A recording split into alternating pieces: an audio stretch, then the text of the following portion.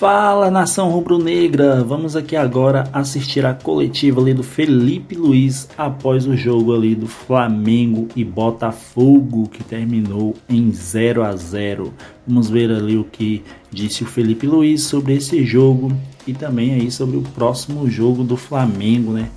Tudo isso e muito mais a partir de agora, mas antes aproveite e se inscreva no canal, deixa o like para fortalecer o nosso canal, se você é flamenguista de coração, lembrando também créditos na descrição ali abaixo para Flamengo TV, e vamos ao vídeo. Felipe, antes de fazer uma análise, né, os amigos certamente vão perguntar o que você viu desse jogo, eu queria que você comentasse sobre o Rossi. Hoje no seu plano de jogo ele foi muito importante, né, saída de bola ali na intermediária, muito participativo. E mais uma vez fez uma defesaça, salvando o Flamengo ali no primeiro tempo. O Rossi está num grande momento, é importantíssimo para nós. E para mim, um goleiro tem que ser bom debaixo do gol com a mão, e ele é. E depois, se puder, né, nos dá essa facilidade na saída, na qual ele consegue nos ajudar muito. E muito inteligente também, posicionando os jogadores, para dar mais tempo e espaço para eles, então está num grande momento. Felipe, boa noite. Boa noite. A impressão que ficou para a gente é que o empate acabou sendo um resultado justo, as duas equipes apresentaram problemas, foi um jogo abaixo tecnicamente, com muitos erros, e o Flamengo, com os desfalques, inevitável dizer que teve dificuldade ali na criação.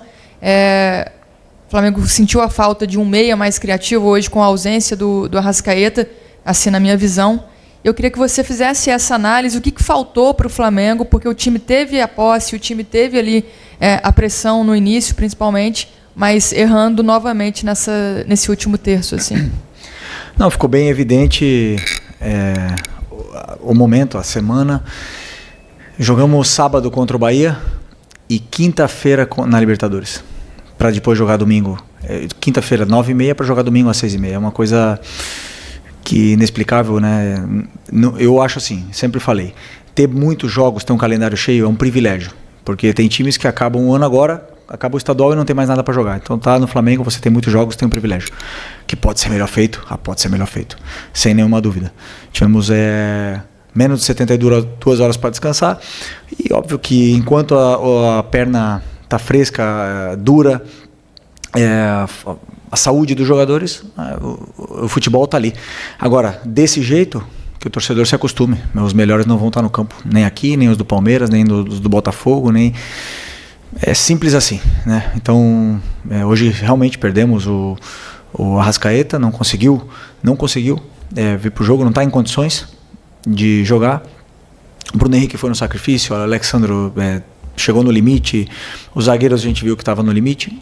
E temos um elenco muito qualificado e também temos bastantes desfalques que não servem como desculpa. Poderíamos ter feito um melhor jogo, mas também jogamos contra um grande adversário que também nos estudou bem, nos colocou em situações na qual nos causou dificuldades. Então eu diria que foi um primeiro tempo equilibrado, onde a gente dominou, conseguimos chegar bastante na área do Botafogo, tivemos nossas chances, e o segundo tempo já...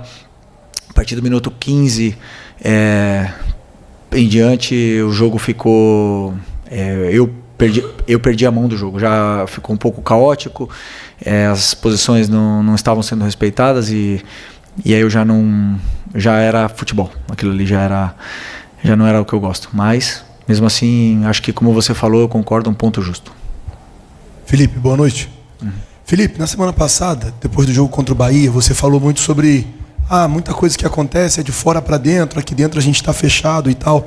Só que contra o Bahia aconteceu, contra a LDU aconteceu e hoje voltou a acontecer. Vazar a sua escalação antes de sair a escalação oficial. Queria saber o quanto isso está te incomodando. Queria saber também se você não acha que tem alguém, talvez, que esteja querendo te atrapalhar. Obrigado.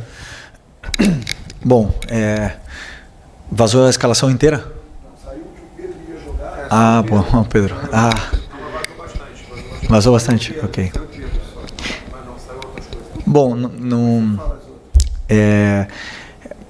não controlamos tudo, infelizmente, né? Às vezes as escalações vazam, verdade, na verdade, não vinha vazando e vazaram. Eu não controlo tudo. Infelizmente, eu não controlo tudo. Não controlo quem está olhando, ou quem está vendo, ou quem pega o celular e manda uma mensagem. Não posso controlar isso. Isso é do futebol. Me prejudica, claro que me prejudica. É ruim pra gente que vaze a escalação. Mas quem faz está indo contra o Flamengo. Quem vaza. Então, que ele durma, que é essa pessoa que vaza. Muitas das vezes a gente tem alguma informação, mas que essa pessoa coloca a cabeça no travesseiro depois e não vai conseguir dormir. Pelo menos eu acho.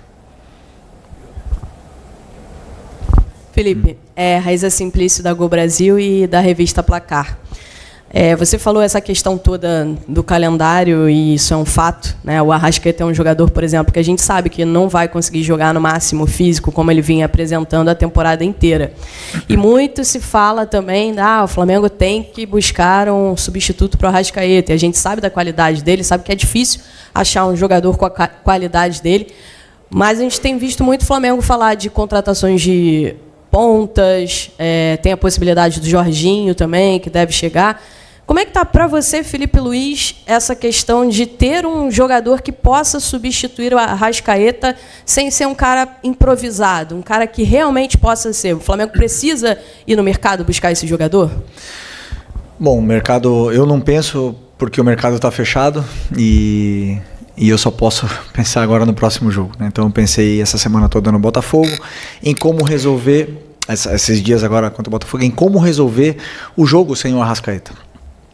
Que ele tentou até ao final, não conseguiu, infelizmente, e depois eu tenho que achar soluções para isso.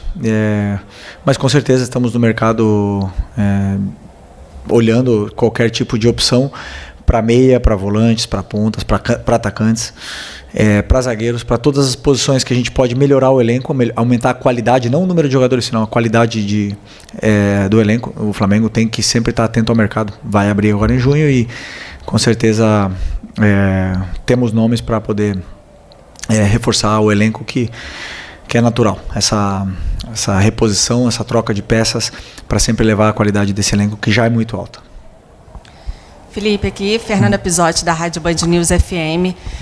A gente está vendo um Flamengo com muita intensidade no primeiro tempo. Começa o jogo acelerado a 220, pressionando, com posse de bola, chegando à área do adversário, mas não consegue transformar toda essa superioridade, principalmente no primeiro tempo, em gols. E no segundo tempo tem uma queda de intensidade, de rendimento, enfim. O que está faltando para o Flamengo converter os gols ainda na primeira etapa, quando ele começa realmente ali a 220 ali?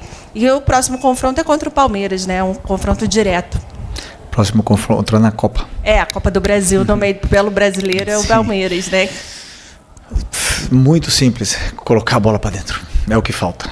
Chega ali na área e tem vezes que estamos mais inspirados, outras não.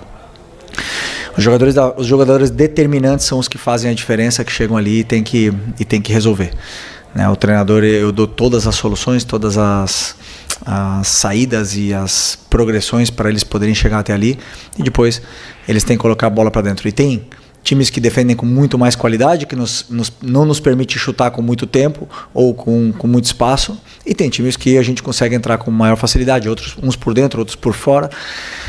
A gente faz um estudo, tenta escolher uns jogadores ideais para o que o adversário, para a forma que ele tem de defender, o adversário nos oferece, e aí esses jogadores depois eles têm que resolver. E a única forma é colocar a bola para dentro, não tem outra. Okay. Aqui Felipe, boa noite, Marcos Martinho do canal da HSRN.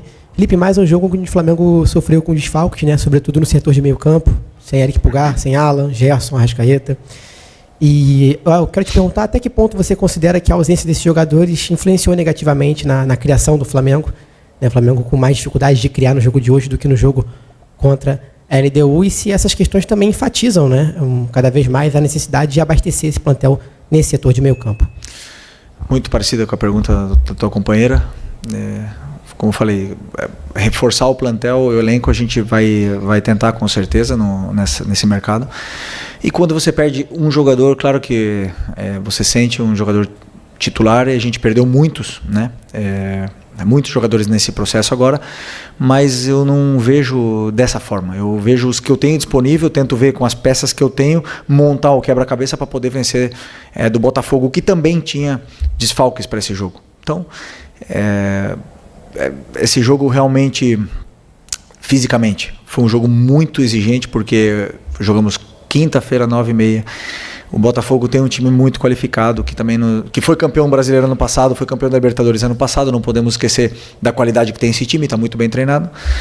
E realmente tivemos dificuldade um pouco mais na criação hoje, mas pensar próximo jogo, pensar em evoluir e melhorar. Felipe, boa noite. Mauro Santana, do canal Mauro Santana. Além dos desfalques que você citou, alguns jogadores caíram sensivelmente de produção. Você está um deles, que inclusive foi muito importante para o Flamengo, terminou muito bem a temporada passada, começou muito bem essa temporada, que foi o Wesley.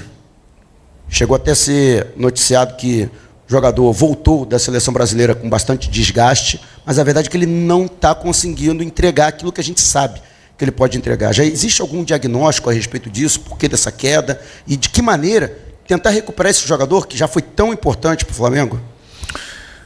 Todo jogador oscila durante um ano. Não existe nenhum jogador que vai jogar sempre bem. Não existe. Sempre e mais aqui, com 80 jogos, sem tempo de descanso, com uma pressão absurda, todos eles vão oscilar. E o Wesley tem 21 anos, né? Então é normal ele passar por esses períodos de oscilação, mas é um menino que gosta de treinar, que gosta de escutar.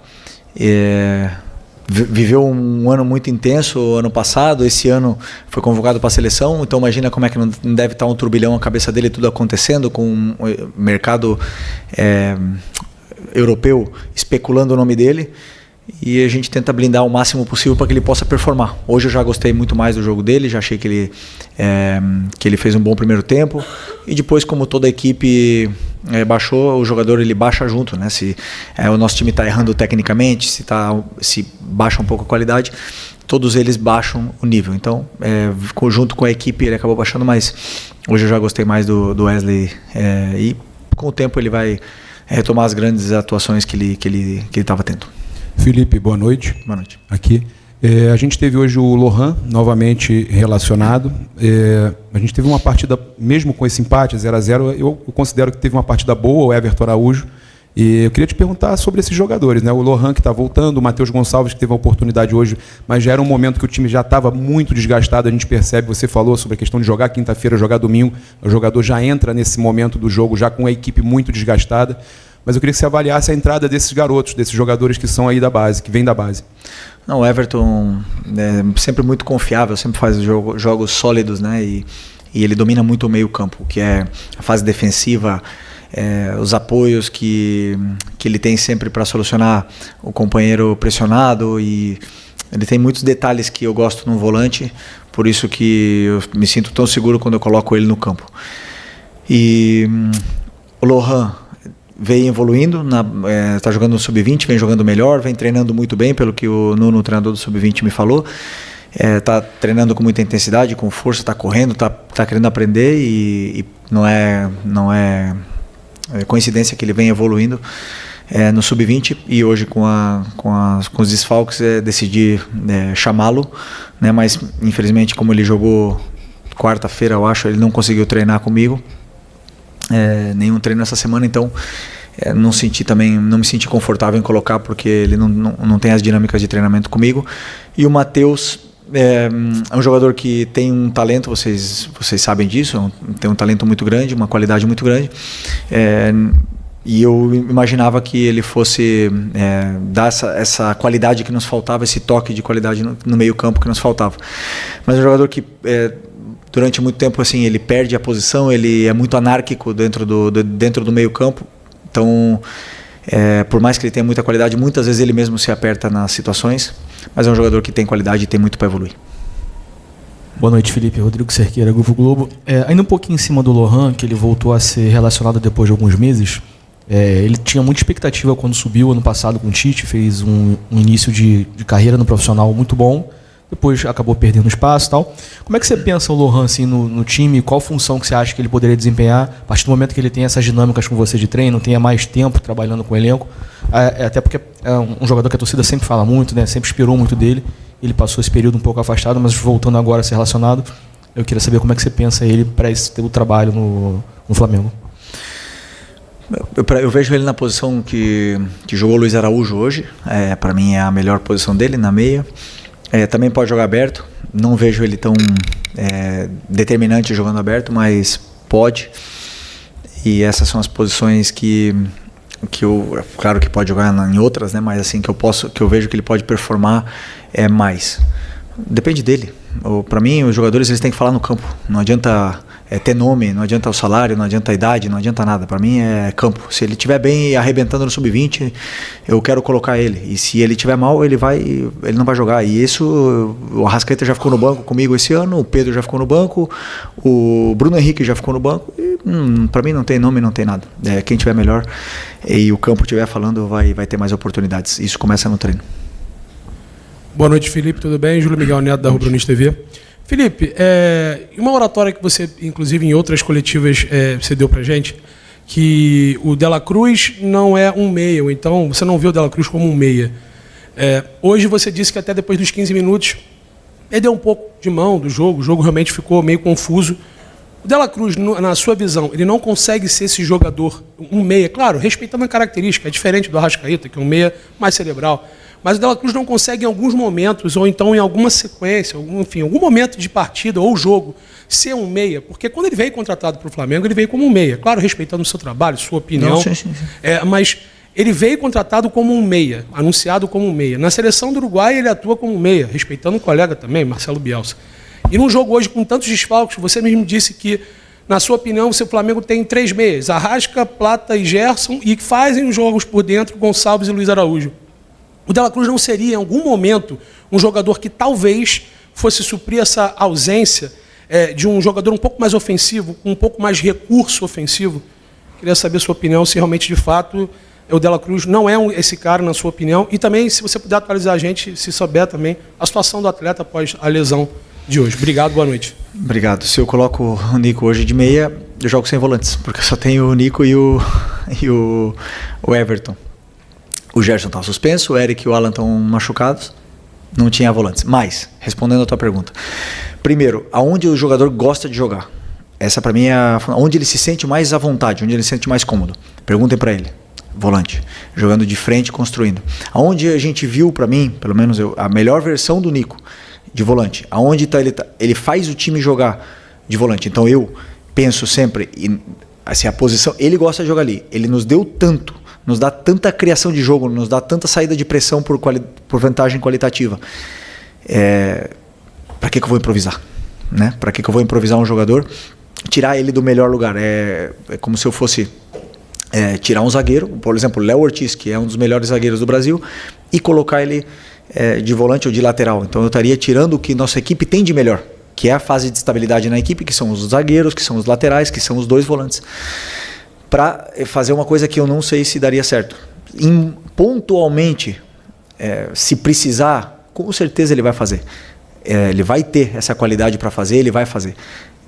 Eu não vejo ele com o último, por exemplo, a finalização, o gol, o último passe, que é o que o Arrascaeta tem, que é o que os jogadores que jogam nessa posição costumam ter. Agora, que ele pode fazer, não tenho nenhuma dúvida. Boa noite, Felipe Luiz. Prazer falar contigo, Eric Viana, do site fla.mundobola.com. Bom, a minha pergunta, eu sei que você já falou na semana passada sobre o Rodrigo Caio, como é que foi essa contratação dele, mas eu queria entender um pouco mais em detalhes, porque a gente viu já no outro jogo, ele separado, ele não fica no banco, né, ele fica lá em cima, na cabine, e hoje a gente viu isso acontecer de novo. A função dele, ela é de fato como de um auxiliar ou é mais ligada à análise de desempenho, alguma coisa nesse sentido? O que ele fica fazendo lá em cima? Eu gostaria que você pudesse esclarecer um pouco melhor para a gente. Obrigado.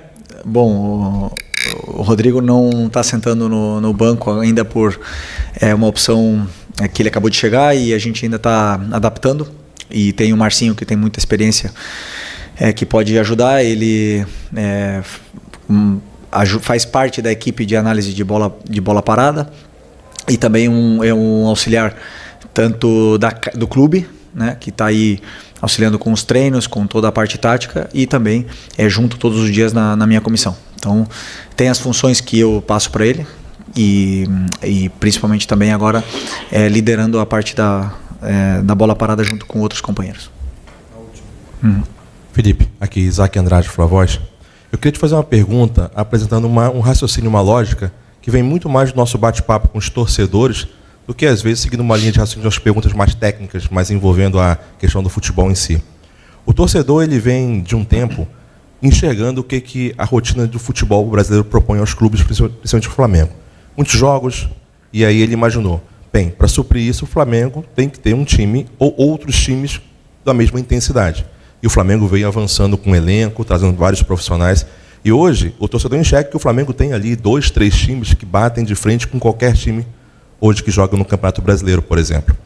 E você menciona que a dificuldade que se tem é a questão de fazer as escolhas pelas questões das posições quando os atletas não estão disponíveis, ou porque eles se machucam por conta desse percurso, ou às vezes as questões não tem como controlar. Na hora que você faz essa escolha, vem a questão da finalização. Hoje teve um jogo muito bom, um jogo que ambos os times não estavam tão bons assim, mas que propuseram um jogo e o Flamengo, ali no último passe, também aquela dificuldade. Essa questão da última dificuldade, a questão da confiança, de fazer acontecer, da bola entrar para dentro, ela vem de uma questão de treinamento que talvez por você não ter tempo, não consiga treinar times específicos para situações, e aí vem só essa questão da escolha, da posição, e o time entra com a escolha dos profissionais nos locais certos, mas sem um treinamento, o que não gera confiança, e a bola não consegue chegar e entrar no gol? Muito bom o raciocínio todo, só não entendi qual é a pergunta. A pergunta é a dificuldade do treinamento. Do treinamento. Ok. Por exemplo, eu vou dar o exemplo que aconteceu. Quinta-feira, jogamos, cheguei em casa de madrugada, tivemos que treinar sexta-feira à tarde com os jogadores que não jogaram, e aí você já começa a desenhar um pouco o jogo e as correções do último jogo dependendo do que o modelo de jogo nos guia. Sábado, os jogadores que jogaram podem fazer a primeira parte, que é o quê? O plano de jogo do que vai acontecer no jogo. Então os detalhes eles se perdem. Para mim é isso, os detalhes eles se perdem. Já são os 2 metros do posicionamento de um zagueiro que fica errado. São detalhes. A condução de bola, quando ela tem que acontecer. E essas coisas vão se perdendo, mas principalmente o jogador ele não descansado totalmente para jogar. Muitas vezes o nível de intensidade, de concentração ele cai. E é pequeno, não é muita coisa, porque você vê, por exemplo, o Alexandro com 34 hoje jogou os 90 minutos em altíssimo nível. Mas outros jogadores não acabam a recuperação é muito individual, eles não acabam de recuperar 100%. E isso se nota depois nos detalhes do jogo, né? Então, ideal não eu não reclamo do calendário, porque como eu falei para vocês, para mim é um privilégio você ter muitos jogos e eles jogar tantos jogos, só que realmente quando tem uma sequência tão grande e poucos dias, para mim 3 dias, menos de 72 horas, não dá. Quando são 4 dias, pode ter certeza que já dá para preparar muito melhor e dá para corrigir muitas coisas, mas é o que temos. Todos os treinadores, todas as equipes do Brasil, estamos todos no mesmo barco e só se unindo todos para tentar melhorar. É isso aí, nação. Vimos aí a coletiva aí do Felipe Luiz e realmente, né, muito pouco tempo ali do jogo. O Flamengo teve quinta-feira para esse jogo aí do domingão, né? Então, muito pouco tempo, mas dava para ter vencido, né? Dava para ter vencido esse jogo, mas nem tudo acontece da forma que a gente quer às vezes, né? Às vezes, por mais que o time vai e jogue bem, top demais, acaba não fazendo gol e uma falha só leva um gol. É o que acaba acontecendo às vezes, né? Mas ainda bem que não ganhou, mas também não perdeu esse jogo, né? Então focar aí no próximo jogo, nos próximos, né? E é isso aí. Deixa ali nos comentários ali abaixo o que você achou aí da coletiva do Felipe Luiz, o que você achou também do jogo do Flamengo e Botafogo. Lembrando, créditos ali na descrição para Flamengo TV E desde já também aproveite, se você não é inscrito no canal, é flamenguista de coração, se inscreva no canal, deixa aquele like para fortalecer o nosso canal e até o próximo vídeo. Valeu!